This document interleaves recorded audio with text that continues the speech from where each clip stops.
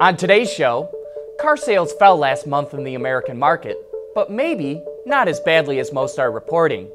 And despite all of its diesel scandal problems, Volkswagen just posted a massive increase in profits, and General Motors explains how it's going to turn a profit with electric cars. All that and more coming right up on Autoline Daily.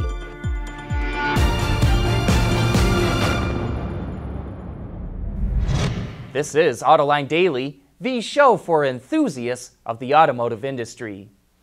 New vehicle sales in the U.S. market fell for the fourth month in a row and even came in below analysts' expectations.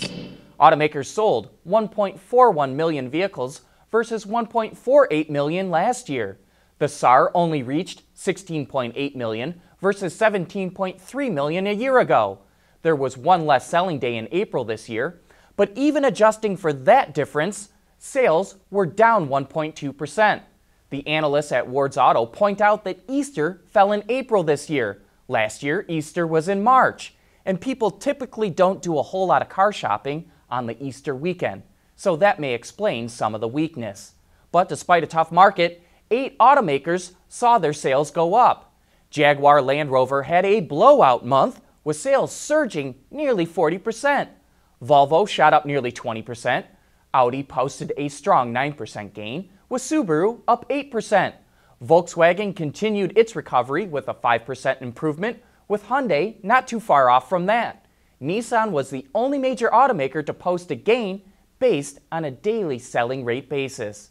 Now comes the ugly part, because every other automaker saw its sales go down. The top 5 losers include Mitsubishi, which dropped 10%.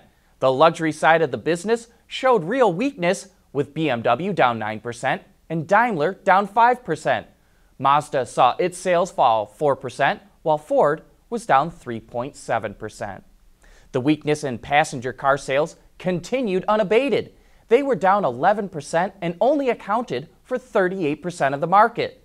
Sales of light trucks were flat, and that's a strong signal that the weakness in the market is not just about declining passenger cars. So what does this mean for you? It means there's going to be some great deals out there as automakers try to entice more buyers into their showrooms.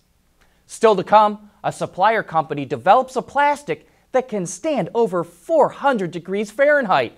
And it's all about all those turbochargers going into cars. Autoline Daily is brought to you by Bridgestone Tires, your journey, our passion. Dow Automotive Systems, advanced materials that deliver better results. And by Lear, a global leader in automotive seating and electrical systems.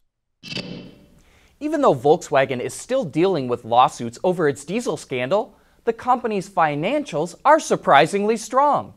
The VW Group sold 2.61 million vehicles globally in the first quarter, which is up 1.3%. That pushed total revenue to 56 billion euros, a gain of 10%. Its operating profit shot up 27% to 4.4 billion euros, and its net profit soared 44% to 3.4 billion euros. And VW expects the good times to continue to roll this year, estimating that its sales revenue will grow 4% compared to 2016. And in other VW news, the company is in talks with ExxonMobil and Gazprom to promote the use of natural gas. Reuters reports that CEO Matthias Müller said in an interview on an Austrian radio that, quote, "We are now really trying to think out of the box and find solutions that can be helpful at least in this transition period of 10 to 20 years. The company is turning to EVs and other technologies to reduce its CO2 footprint." Chemical company BASF believes that by 2020, 70% of all light vehicles will use turbocharged engines. One side effect of this will be increased under-hood temperatures, which will require heat-resistant plastics. So it's just introduced a new thermoplastic product called Ultra Mid Endure that's able to handle a constant 220 degrees Celsius or about 430 degrees Fahrenheit. The new polymer is making its debut on the Alfa Romeo Giulia, and it's so robust that FCA is using it on the hot side of its turbocharger for the 2-liter engine. It's also used on the air intake manifold. If you work in the industry and are looking for a heat-resistant plastic, Ultra Mid Endure could be it. Thermoplastics also tend to be less expensive to produce because they can be formed with many different processes, and they're easier to recycle because they can be melted back down and reused. And coming up next, GM is cutting off tours at the Corvette plant, and we wonder if it's got anything to do with a mid-engine Vette. For the people at Dow, racing is a sport and a science. We enjoy one and learn from the other. But like most competitive people, we like winning at both. This is the human element at work. Dow. So far, there's not a single automaker making money selling EVs, but that could soon change. On an upcoming episode of Autoline this week, we're joined by Dan Nicholson, GM's VP of Propulsion Systems, and he believes EVs could be profitable soon in an emerging market. I think it'll happen first in autonomous shared. I think it'll happen in different places around the globe. China's really bullish right now and on electric vehicles, so that's going to be an important market. Europe is doing some interesting things, especially in countries like Norway. I think it'll happen here in the United States of America with autonomous shared because there's a lot of innovation going there, and General Motors intends to be a leader in that space. You know, Dan Nicholson's got a lot to talk about in that show, everything from diesels to electrics, and you'll be able to catch it on May 18th.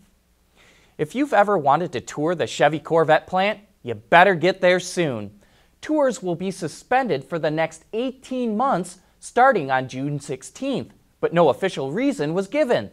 That's led some to speculate that the company could be getting ready for the new C7 Corvette ZR1 that's been spied at the Nürburgring.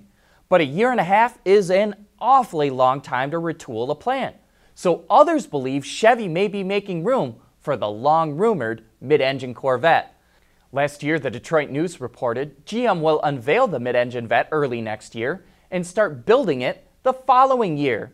So this plant tour suspension definitely falls into that timeline. And hey, be sure to join us for Autoline After Hours tomorrow.